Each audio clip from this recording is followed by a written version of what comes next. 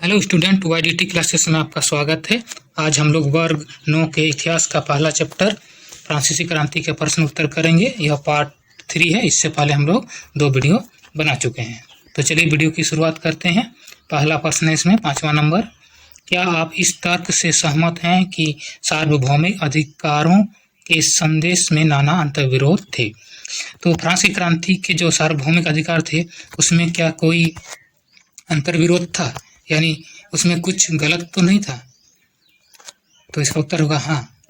सार्वभौमिक अधिकार में स्वतंत्रता, समानता एवं भाईचारे के 3 मौलिक सिद्धांत पर बल दिया, परंतु सार्वभौमिक अधिकारों का संदेश वास्तव में अंतर्विरोध से घिरा था, जो निम्न है। ठीक है, जिसमें पहला है, घोषणा में कहा गया था कि कानून की नज़र में सभी नागरिक समान है, परंतु 25 वर्ष से अधिक आयु के वैसे पुरुष जो पर्याप्त कर देने में असमर्थ थे, उन्हें एवं महिलाओं को मताधिकार नहीं दिया गया। ठीक है, तो क्या हुआ कि घोषणा में तो कहा गया था कि कानून की नज़र में सब बराबर है, लेकिन इसमें क्या हुआ कि 25 वर्ष से अधिक आयु के जो पुरुष थे और जो कर देने में असमर्थ थे, मतलब जो टैक्स नहीं दे पा रहे थे, उन्हें और महिलाओं को मताधिकार नहीं दिया गया। तो ये तो समानता का अधिकार नहीं हुआ। ठीक है, दूसरा है, केवल करदाताओं के उच्चतम वर्ग से संबंधित लोगों को ही वोट देने का अधिकार दिया गया था। तो जो कर देता था, टैक्स देता था, बस वही वोट दे सकता था। ठीक है, तीसरा है, कोई संपत्ति नहीं रखने वाले नागरिक इस अधिकार से वंचित थे। और जिसके पास कोई संपत्ति नहीं था, मतलब वो भिखारी था समझ लो एक प्रकार से, तो उसे इनमें से कोई भी अधिकार नहीं मिलता था। ठीक है, चौथा है, समाज के किसी भी हानिकारक कृत्य पर पाबंदी लगाने का अधिकार कानून के पास था, परंतु किसी भी व्यक्ति को ना तो दोषी ठहराया जा सकता है और ना ही गिरफ्तार या नजरबंद किया जा सकता है।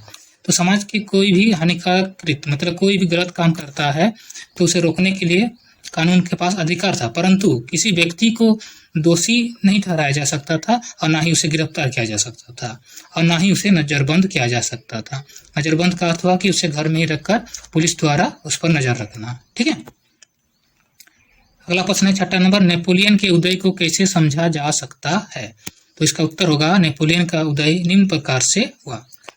पहला है, 1792 में फ्रांस के गणतंत्र होने के बाद वहां के तत्कालीन शासक मैक्सिमिलियन रोबेस्पियर ने नियंत्रण तथा दंड की सख्त नीति अपनाई। तो 1792 में जब फ्रांस गणतंत्र हो गया तो वहाँ के जो तत्कालीन शासक, मतलब उस समय के जो शासक था मैक्सिमिलियन रोबेस्पियर ने क्या किया, वो नियंत्रण तथा दंड की सख्त नीति अपनाई।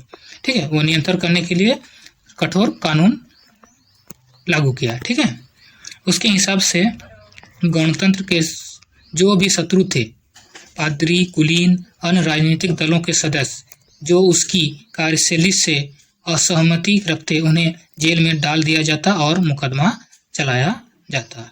तो उसके हिसाब से जो भी गणतंत्र के शत्रु थे, जैसे पादरी, कुलीन और राजनीतिक दलों के सदस्य जो उसकी कार्यशैली से, मतलब उसके काम से असहमति रखते थे, उन्हें जेल में डाल देता और मुकदमा चलाया जाता।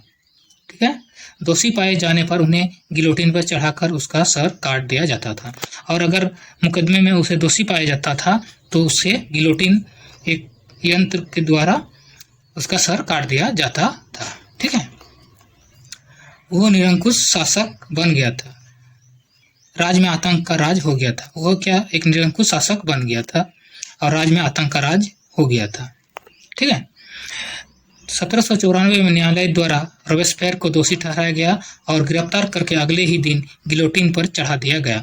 तो क्या हुआ कि 1794 में न्यायालय द्वारा रोबेस्पियर को दोषी ठहराया गया और उसके अगले ही दिन उसे भी गिलोटिन पर चढ़ाकर उसका सर धड़ से अलग कर दिया गया।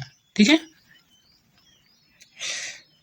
दूसरा है, रोबेस्पियर के शासन खत्म होने के बाद सारी शक्ति एक व्यक्ति के हाथ में जाने से बचने के लिए 5 सदस्यों वाली एक कार्यपालिका डायरेक्टरी को परिषद द्वारा नियुक्त किया गया।